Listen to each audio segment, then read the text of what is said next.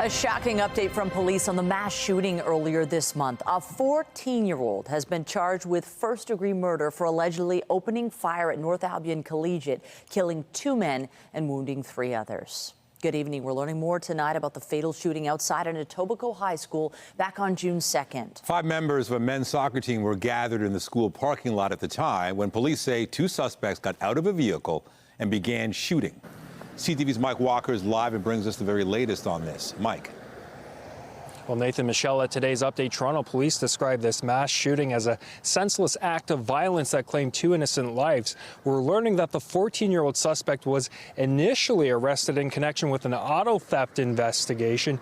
And today, investigators laid the first-degree murder charges along with several other attempted murder charges. Now, the shooting happened back on June 2nd around 11 p.m. at North Albion Collegiate, where police say 9 men had gathered in the parking lot after playing a soccer game. That's when police say a pickup truck pulled up to the lot that investigators confirmed today was stolen, and then 2 suspects got out and opened fire. 61-year-old Delroy George Parks died hours later, and 46-year-old Seymour Gibbs died from his injuries days later. Now, today, police said the 14-year-old was initially arrested a few hours after the shooting as part of a stolen vehicle investigation after the stolen pickup truck, the same one from the shooting scene, collided into an empty parked vehicle. The boy is now facing 2 counts of first-degree murder and 7 counts of attempted murder. Here is more from investigators. A few hours later, in the same area, officers became involved in a stolen vehicle investigation. They arrested a male youth who was fleeing the vehicle, and through investigation, we've determined that he was one of the suspects involved in the shootings. There was no known connection between the men and the suspects. These senseless acts of violence have resulted in the deaths of 2 innocent people and families who will forever be devastated by the loss of their loved ones. At this point, investigators don't have a motive. In total, 5 men were shot that night. 3 others survived, but today police said one of the victims' injuries are considered life-altering. One is in very serious condition. He has injuries that he's probably going to be dealing with for the rest of his life, life-altering injuries. Another 2 victims, they received injuries, and although they were physical, there's also mental injury. A lot of people are just devastated, like completely devastated, and like I said, it's a very difficult thing for families to go through. Investigators believe there is at least 1 other suspect, possibly more, and continue to appeal for witnesses and information. Now, the identity of the 14-year-old suspect is protected by the Youth Criminal Justice Act. He was scheduled to appear in court this morning. Reporting live, I'm Mike Walker. Michelle, back to you. Thank you, Mike. Flemingdon Park residents were terrified when dozens of shots were fired into a unit overnight. Now, they say they're feeling abandoned after police left the scene. CTV's Janice Golding's been speaking with families and joins us live with more. Janice. Hi, Nathan. Yes, residents in this Toronto Community Housing Project tell us that they feel both despair and fear, so much, in fact, that almost no one agreed to appear on camera for fear of reprisal. You can see no fewer than 8 bullet holes in these windows speckled with children's decorations. More bullets piercing the siding above in a half-dozen places, while more shots, which a source tells CTV News would have been fired from a .40 to .45 caliber semi-automatic weapon, left behind pockmarks on a brick wall, which you can see circled here in police chalk. And I live in the next building on the bottom floor. So I feel really bad about that because I have kids. Imagine if that was my window. This is a community with kids. We love our kids. All we're doing is trying to make sure our kids are safe. A few feet away from what we just showed you, other windows from the same unit, even more badly damaged, in excess of a dozen shots piercing the glass and making their way into a resident's bedroom. A resident with 4 children who was too shaken to speak to CTV News on camera, although he did show us 2 of the bullets that narrowly missed he and his wife while they were asleep in their bed. This woman lives in the unit above. Yeah, my window was actually wide open, and it jolted me right out of my sleep. My hubby was actually at the window, and he was kind of doing like the Matrix because he wasn't sure if it was coming in our window. All police will tell CTV News at this point is that they received a call for a firearm discharge at 3:36 a.m. While forensic investigators were on scene this morning, they left before the noon hour. We don't feel safe. Even if security come, They leave and go, the police come, they leave, go, they don't do nothing. They don't care about us. I've known that. I've been here, like she said, like over 20 years now. So, you know, this is an ongoing thing. And yeah, I'm just hoping to move. Resident after resident expressing despair today about life in this Toronto community housing project near the Allen and Lawrence. It's getting worse and worse. They say it's getting better, but it isn't. Oh, definitely, it's scary. It's scary and it's not good. Saying they feel abandoned and like they don't receive as much support as other communities. For example, a mobile command post has been stationed at Bathurst and Glencairn for 8 months now. That's just 2.5 kilometers away. I've lived here my whole entire life. Of course this makes me angry. I've lost a number of people here. And many say until they get more help, which they don't believe is coming, they fear they'll continue to lose more people they know and care about to gun violence. At this point, police say the incident is under investigation. However, at this point, they also say they do not have any suspect descriptions. Reporting live, I'm Janice Golding. Now back to Michelle and Nathan. Thank you, Janice. More news in a moment, but first, let's take a live look outside this hour. Just a beautiful start to our first full week of summer. Bright blue sky, warmth, solid summer day that will give way to the potential for some active weather tomorrow. Jessica Smith is here with a look at the current conditions. What should we know, Jess? High pressure holding firm for now, Michelle, but it does change, as you mentioned, into the day tomorrow. We're watching for those showers to kind of roll in a few different waves into the second half of our day. We'll time that all out shortly, but for now, we're looking at a beautiful evening ahead of us. All that wind from yesterday gone and a much more moderate wind as we made our way throughout our day today. Right now, we're still kind of sitting in that mid-20 range for the most part. We do still have a little bit of a humidex value, but thanks to a more northerly flow to the wind, a much more manageable day to be outside in all of the heat. Temperature-wise, towards Pearson, through the island, we're sitting comfortably at about 28. It still feels like 29, and a light wind and warm evening ahead of us. Coming up, your full forecast right now. Back to Nathan and Michelle. Thank you, Jess. Heading to Newmarket now, where hockey fans are cheering on their hometown hero. Connor McDavid and the Edmonton Oilers gearing up for an epic Game 7 showdown against the Florida Panthers. CTV's Sean Leathong is live and has more on fans preparing to take in the big game. They're already clearly very excited, Sean. They are, Michelle. You see what we have around us? This is Newmarket, Ontario. Usually a Leafs town. Now it's become oil country. And it's all because their favorite son, Connor McDavid. With signs draped in the town square, Newmarket is celebrating Connor McDavid and the Oilers tonight. It's just so exciting because it's very personal for everybody. Edmonton coming back from 3-0, and our own hometown boy leading the way, of course. Best player in the world. And now 13 as he establishes the zone. Nifty move through a double team. McDavid is leading the Stanley Cup playoffs in points with 42 and leading his hometown fans. At his former elementary school, Clear Meadow Public, students have become devoted to the Oilers. I'm excited and I hope they win. This year we are ecstatic. The kids are excited. Everything is Oilers. Everything is Connor. Inside, pictures of McDavid still hang on the wall, showing the kid whose teachers knew he was destined for greatness. Amazing kid, crazy focused. Everything he did was very intense. He had this ability to block out all distractions and focus on the task at hand. And that focus has helped McDavid lead the Oilers towards an improbable comeback in the Stanley Cup Finals. Once down 3-0 against Florida, the series is now tied. If Edmonton wins tonight, they'd be the first team to come back from a 3-0 deficit to win since the 1942 Toronto Maple Leafs. It's amazing. Nothing short of amazing. As we know, it's a pretty rare occurrence.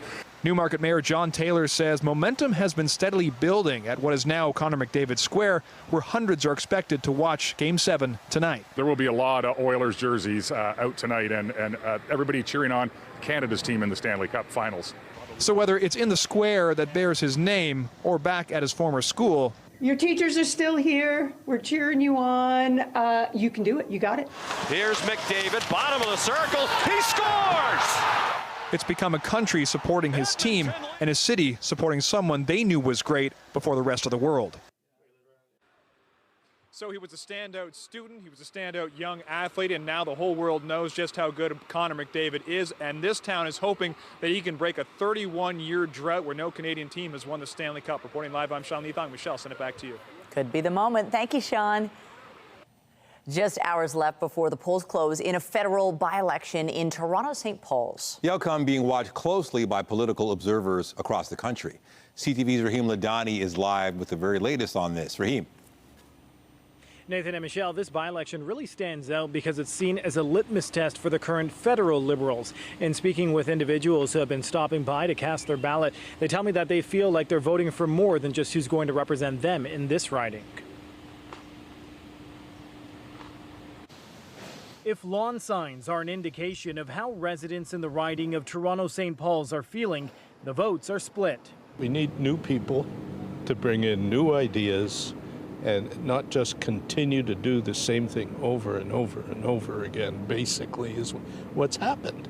Ken and Terry have been married 57 years, but that doesn't necessarily mean they're voting the same way. I agree that we need a change of thinking. I'm not sure we need a change of party. I think the same party can change its thinking. The Liberal Party has dominated this riding for more than 3 decades. What could make this time different, though, is if voters use this by-election as an opportunity to voice how they feel about the federal government. By-elections are unpredictable, and there's a huge swell of popular support running against the Prime Minister personally and in the opposite direction of the Liberals. So if they should lose this by-election, which I don't think is likely, but if they should lose it, it would be a thunderclap. With no incumbent candidate after former Cabinet Minister Carolyn Bennett resigned to become Canada's ambassador to Denmark, the Liberals are putting up Leslie Church. She was the chief of staff for Finance Minister Chrystia Freeland. I'm really calling on the people of St. Paul's to go out there and vote for her, because the alternative is really cold and cruel and small. That alternative she's referring to is Conservative candidate Don Stewart, a financial services worker who appears to be tailoring his pitch to Jewish voters, who make up 15% of the riding. The primary issue is the rise of anti-Semitism in the city. The federal government is failing us. Also vying for votes is NDP candidate Amrit Parhar, who says she's focusing on the issues impacting constituents. The housing market and rentals, especially, having been priced out of my own home twice now in the last few years. And then also on the grocery side of things, we're really feeling that pinch on our wallets. With 84 candidates, this is the longest list in the history of federal politics. Some people I've spoken to say none of the above, but none of the above isn't on the ballot. Sending a message, some hope, that it's time for election reform. And this hour, there continues to be a steady stream of people coming to cast their ballot at this voting location. All of the polls will be open until 8:30 tonight. Reporting live, I'm Rahim Ladani. Nathan, I'll send it back to you. All right, thank you, Rahim. Mississauga's new mayor will be sworn in this evening. Carolyn Parrish is set to take her oath of office during a ceremony at Mississauga City Hall. She'll also be presented with the chain of office. There's a live look. Parrish won the by-election to replace Bonnie Crombie earlier this month. Parrish had previously represented Ward 5 on council. She'll remain in the mayor's office chair for the rest of the current term, which ends in 2026. The declaration of office ceremony is set to get underway just after 7 tonight. Questions are being raised tonight about the shocking and sudden closure of the Ontario Science Centre. We'll have those details a little later in the newscast. The Toronto Police Services Board met today with a few key items on the agenda. Among them, the escalating costs to police special events in Toronto, which have increased significantly over the past 5 years. CTV's Beth McDonnell has more. The price tag for police officers to ensure public safety at large special events in Toronto has skyrocketed in the last 5 years. The bill for Victoria Day celebrations in 2023 was up 516% compared to 2019.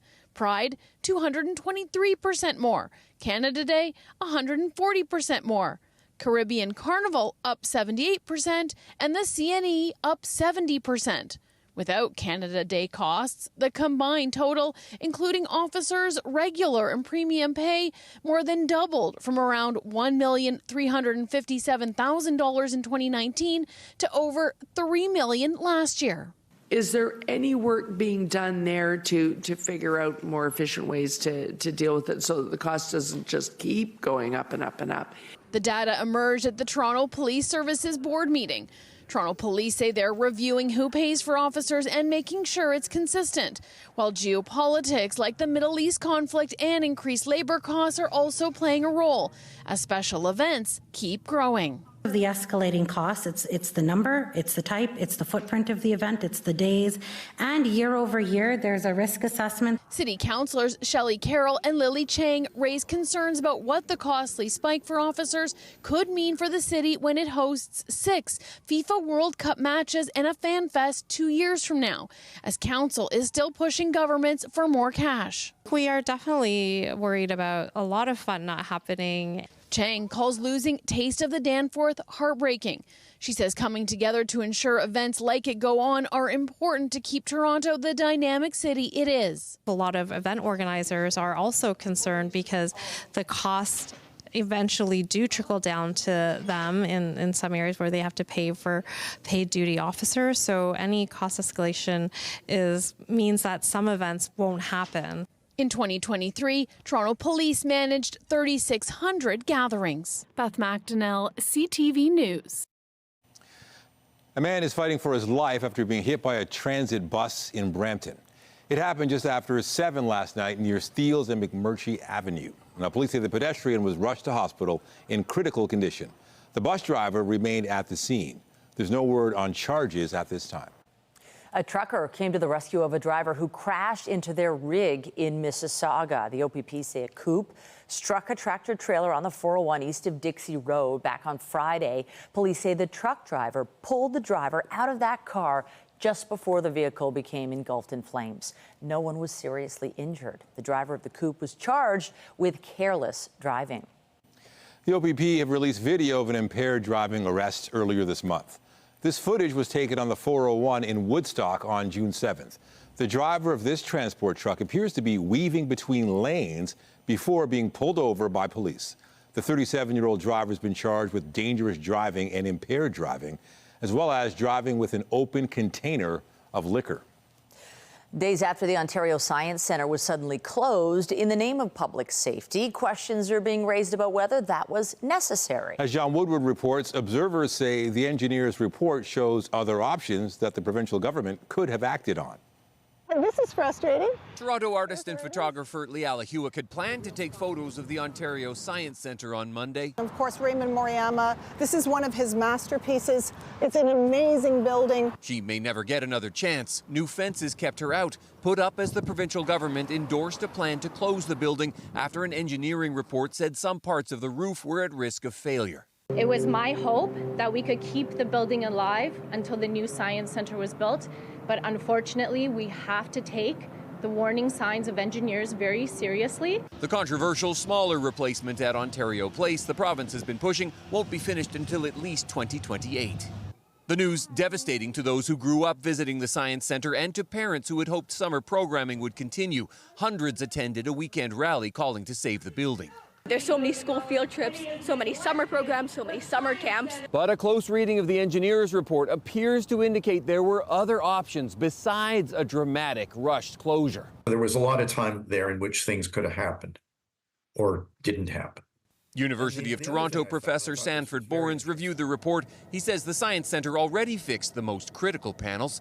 The engineer's top recommendation was restricted access or full closure to prevent any persons from walking in areas where high-risk panels are present. The remaining high-risk panels make up just 6% of the roof, Borens says. To repair that, a cost of under $8 million in the first year. The report indicates the Science Centre was aware of this months ago, Borens said, but didn't act. It seems to me that they had already come to their conclusion that they wanted to close the building, and the consultant's report was a great justification for doing that. There's no reason that the roof can't be repaired. Councillor Josh Matlow says the city's deal with the province included an agreement to find a new use for the building. He's now pushing to save it. They could fix the Science Centre if they choose to.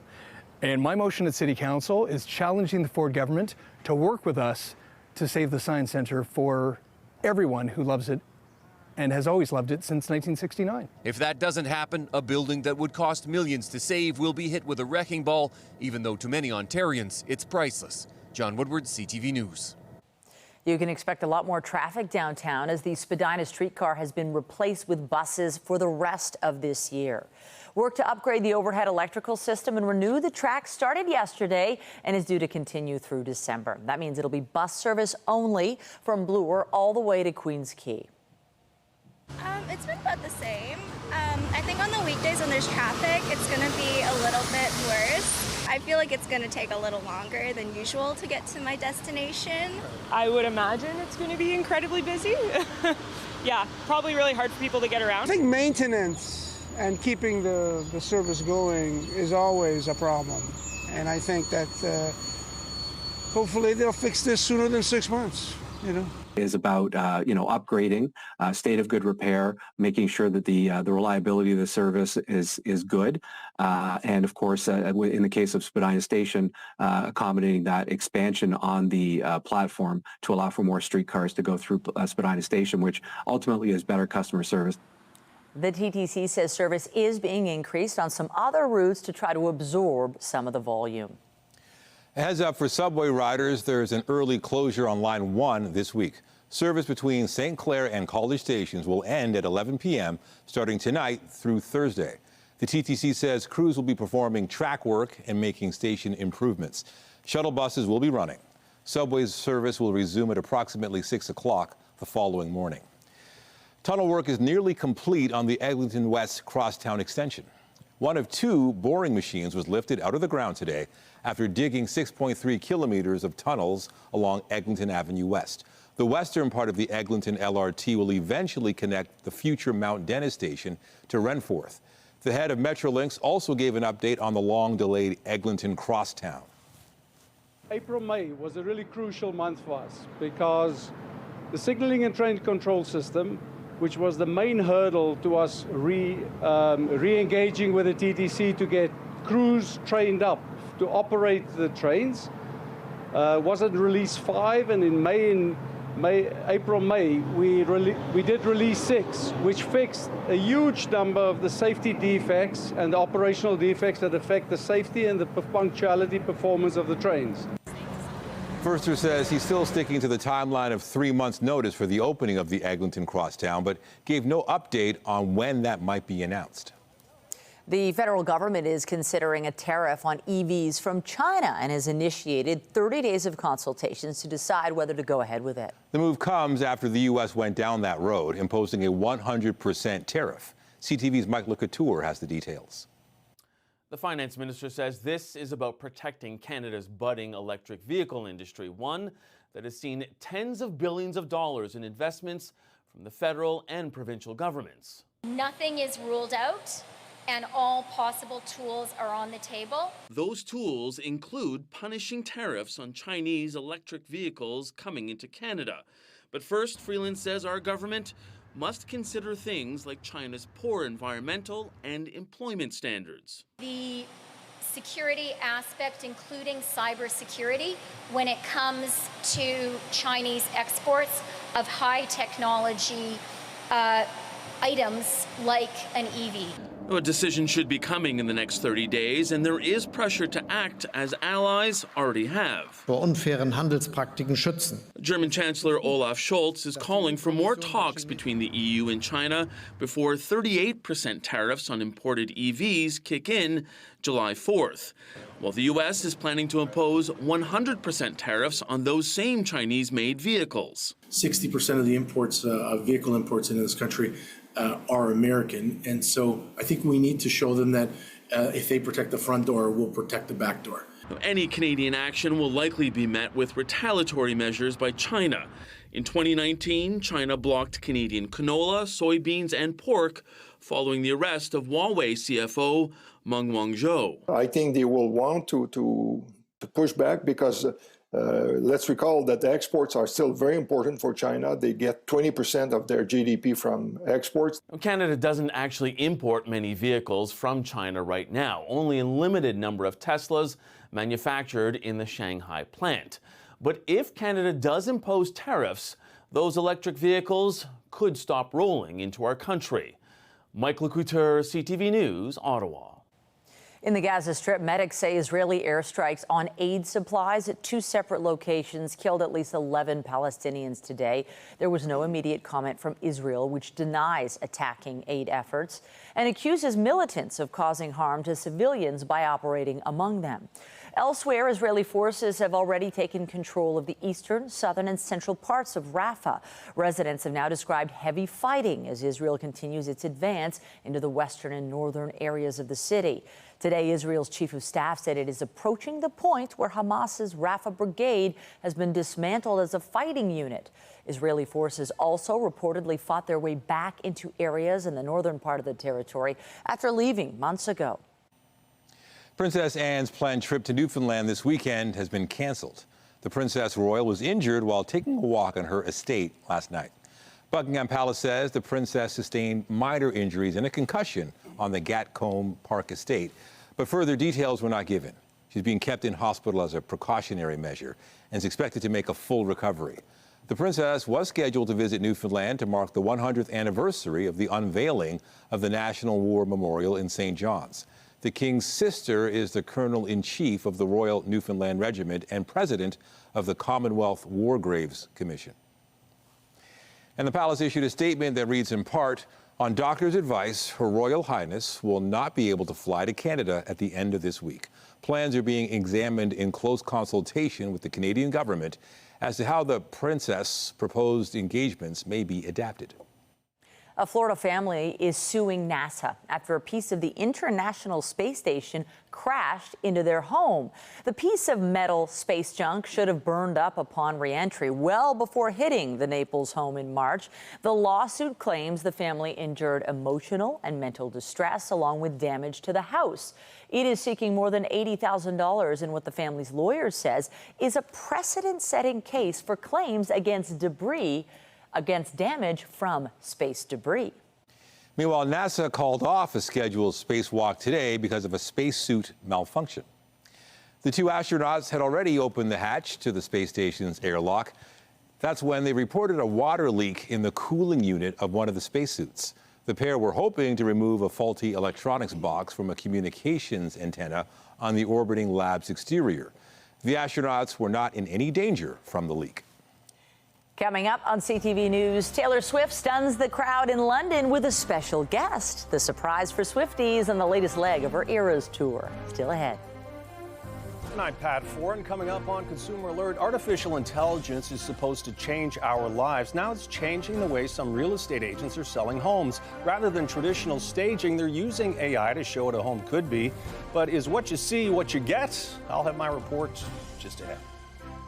And after a textbook summer evening ahead of us, so if you're getting out to maybe play soccer, play baseball, some intramural sports going on, a fantastic forecast tonight to do so. Coming up, I'll have a full look at your long-range forecast, show you the first full week of the summer season, and stay with us. We've got another full night of great shows for you right here on CTV.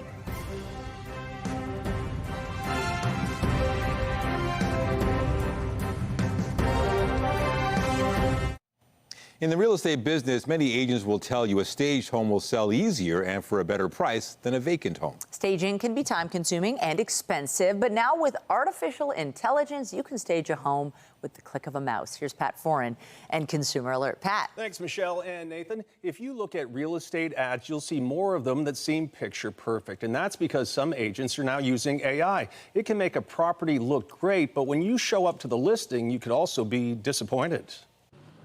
At Bosley Real Estate in Toronto, agent Jamie Harnish is taking a new approach to helping his clients sell their home. He's experimenting with AI. Here's what it looks like, but here's what it could look like. In this ad, Harnish clearly shows the actual state of the property, but with a few clicks using AI software, the listing also includes photos of what the home might look like after a renovation or coat of paint. Changing the color on the walls, changing the appliances in the kitchen, changing the cabinetry, changing the floors, all that kind of stuff, to give people an idea as to what could be possible. A vacant home may be harder to sell, which is why many agents use traditional home staging, often with modern furniture and artwork. But using AI or virtual staging is faster and cheaper to do. We agree that It does have a place, and it can be a valuable resource depending on the home seller's budget. The Real Estate Staging Association, representing traditional stagers, says it's not worried about AI taking over because when buyers show up to a listing, the virtual furniture won't be there. Some clients may even feel they've been misled with a bait and switch. They fell in love with what they saw, and so when they go there, they're expecting to see the same thing.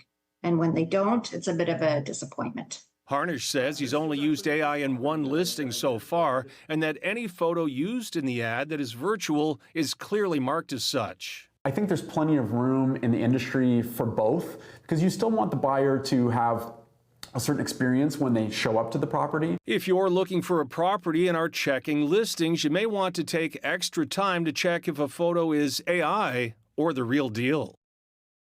And AI is also being used to make the grass seem greener, the sky brighter on a cloudy day, or it can declutter a countertop. More agents will likely start using it. There are concerns that homes be represented accurately for buyers. On your side, I'm Pat Foran. If you have a consumer story idea, email us at alert@ctv.ca.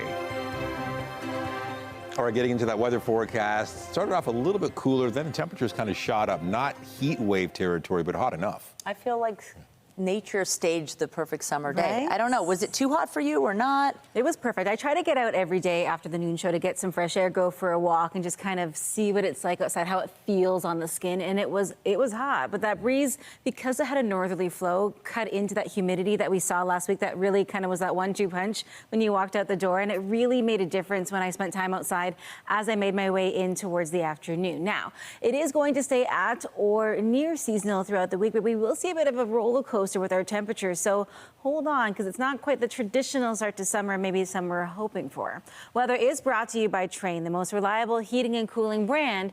It's hard to stop a train. Now, I promise I'm not trying to scare you. Those folks are outside enjoying the sunshine, but we will see temperatures dip below seasonal before the week is all said and done, and there are a few pops of thunder that are going to make their way through before we get in towards the weekend. Taking a look at our temperature map, it is still beautiful outside right now. We're sitting at 28. It feels like 29. Really everywhere across the board. We're still dealing with a bit of a ridge in the jet stream. We're benefiting from warmer air, and even with that northerly flow to the winds, we're still holding on to a decent amount of just hot air as we head into the evening. Temperature-wise tonight, it is still a little above the seasonal mark. We should be at 15. We'll sit at 18, but it's comfortable. We had overnight lows well into the 20s with humidex values into the 30s last week, so it is a welcome change, I'm sure, for many. Into the day tomorrow, we are seasonal with that high, but you factor in the humidex and it feels like 32. So still better than last week when we were at 32, feeling like 42, but don't get it twisted. It's still really hot outside. And a southwesterly wind will pick up into the afternoon, and that comes just before a round of rain is going to make its way through. It isn't a particularly organized system. It'll come relatively quickly, but something to make note of if you have outdoor afternoon plans. A lot of folks wrapping up the school season. I know there are some summer camps beginning. As we head through the rest of our evening, nice and clear into the day tomorrow, a little cloud cover to start. This really is around that midpoint in the afternoon, another wave or so just before 7 p.m. So it isn't a washout of a second half of our day, but keep your umbrella handy. Now, into your Wednesday, we start off with cloud cover, but we have a little bit more of an organized system late afternoon carrying us right through to about 7 p.m. So that one is a little more substantial as the system makes its way through. A little warmer still, but we are holding on to a bit of a cool down. Again, when those greens touch the Toronto area, that just means cooler air kind of settling over us. Temperature-wise, very seasonal for your Tuesday, your Wednesday. We do cool down a little below seasonal for the high and low Thursday.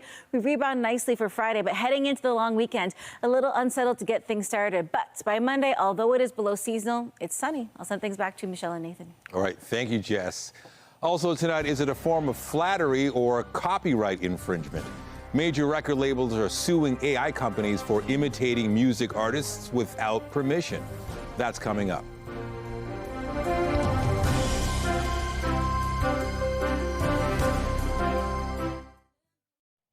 Living with vitiligo can be challenging, but a BC man has created Canada's first patient support group to help with that experience. Our health reporter Pauline Chan has the story.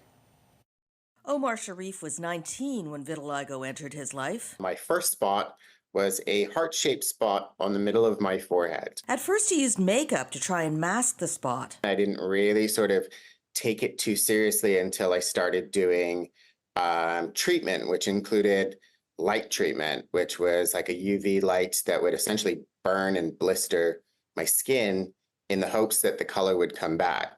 But there's nothing really effective. We do a lot of things off-label, topical, and oral immunosuppressives. But the exciting and good news is that there's lots of stuff coming down the pipeline. Sharif says many people with vitiligo use clothing to hide their skin.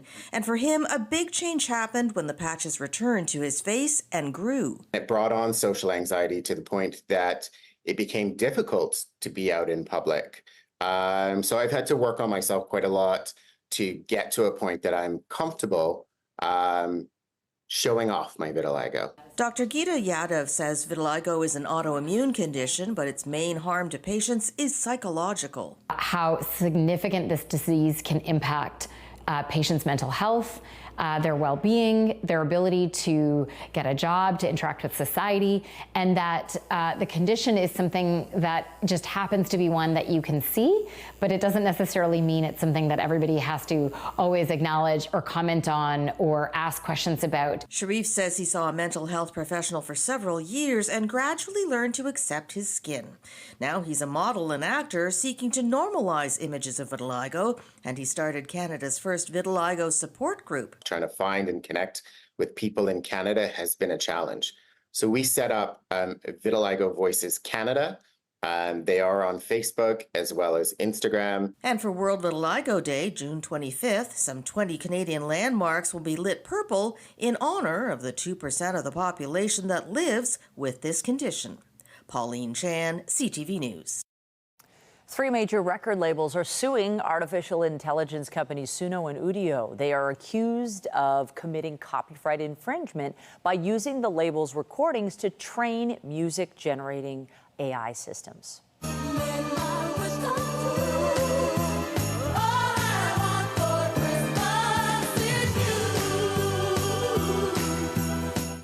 The complaints by Sony Music, Universal Music Group, and Warner Records say the defendants have been able to recreate elements of songs, including Mariah Carey's All I Want for Christmas Is You, and could generate vocals that are indistinguishable from musicians like Michael Jackson, Bruce Springsteen, and ABBA. The labels have asked the courts to award damages of up to $150,000 per song that have allegedly been copied. In London, Taylor Swift had a surprise for fans at her Wembley Stadium concert on the weekend. The singer's boyfriend joined her on stage last night. Travis Kelce was dressed in full costume and acted out a short skit with Swift to delight the crowd.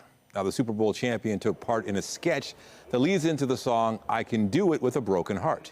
He fanned and powdered her face as part of the act. After the break, with a potential strike on tap next month, the LCBO is extending store hours to allow you to stock up. We'll fill you in just a few minutes.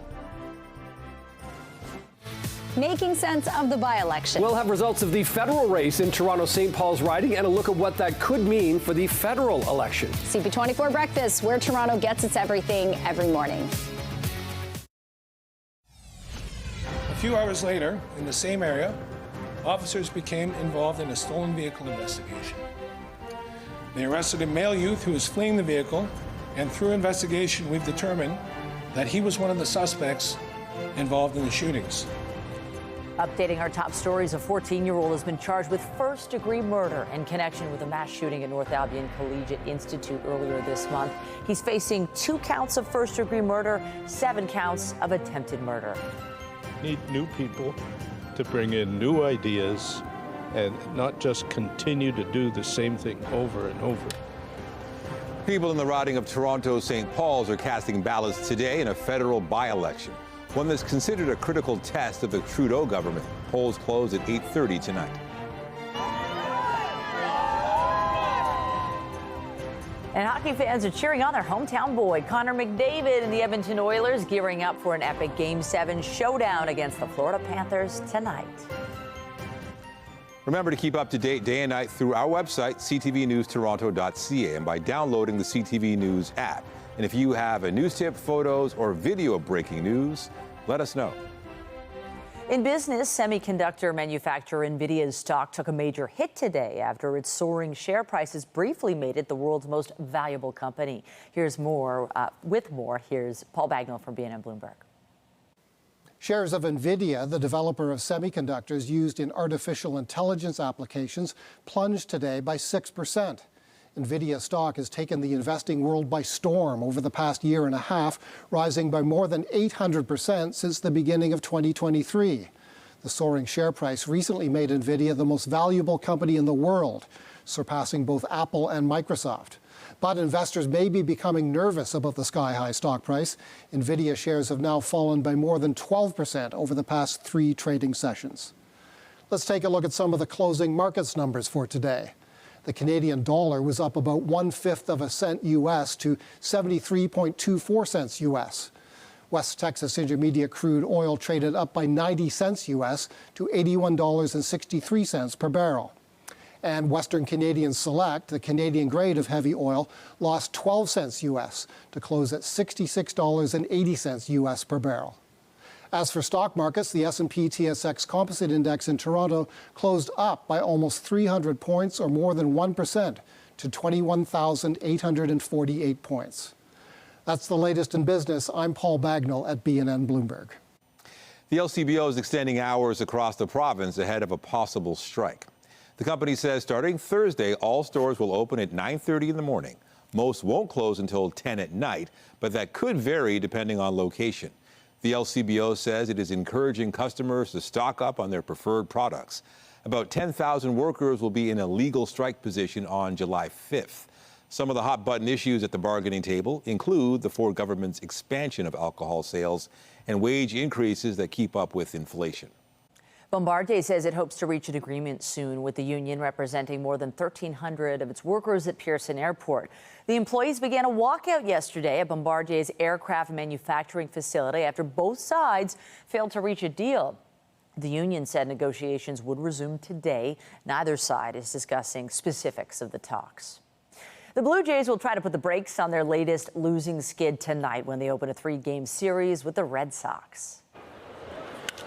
Swing and a fly ball center field. Freeman going back, and Horwitz has left the yard again. Toronto wrapped up a 3-game set with the Guardians yesterday. Spencer Horwitz homered twice for the Jays, but it wasn't enough. They ended up losing 6-5 as Cleveland completed the sweep to hand Toronto its 6th straight loss. Right-hander Chris Bassett is due to get the start for the Jays tonight. First pitch set for 7:10. It appears Scotty Barnes is set to become the highest paid player in the history of the Toronto Raptors. ESPN's reporting the All-Star forward intends to sign a 5-year rookie max extension. It would pay him up to $270 million. The contract can't be signed or announced until July 6th based on league rules. It would keep him in Toronto through the 2029-30 season. The 22-year-old is coming off his first All-Star appearance after earning Rookie of the Year honors in 2021-2022. Meanwhile, there were reports the Toronto Maple Leafs are getting close to signing Joseph Woll to a contract extension. ESPN's Kevin Weeks says the team is closing in on a 3-year deal with his goaltender worth around $3.5 to $4 million a season. The 25-year-old can sign an extension on July 1st. He is in the final year of his contract with the Leafs. At Euro 2024, Italy advanced to the knockout stage in dramatic fashion today. Calafiori rampaging here. Zaccagni! Salvation! Substitute Mattia Zaccagni scored in the last minute of stoppage time, tying Italy's game with Croatia 1-1. The Italians needed a point to move on. Croatia must now wait to see if they scrape through as one of the best third-place finishers, depending on what happens in other groups. In the other match today, Spain took on Albania, which needed a win to keep playing. Oh, it's in. Brilliant finish from Ferran Torres. A 13th-minute goal gave Spain a 1-0 win. The Spaniards have not given up a goal in any of the 3 games played so far and were already assured of winning Group B before today's match. Albania has been eliminated from the tournament.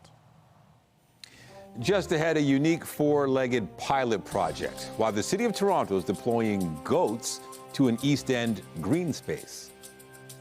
Tonight, Edmonton Oilers on the edge of history. I really love the mindset we have in our locker room. I'm confident going into it. The Canadian team hoping to clinch hockey's holy grail at the Stanley Cup cliffhanger.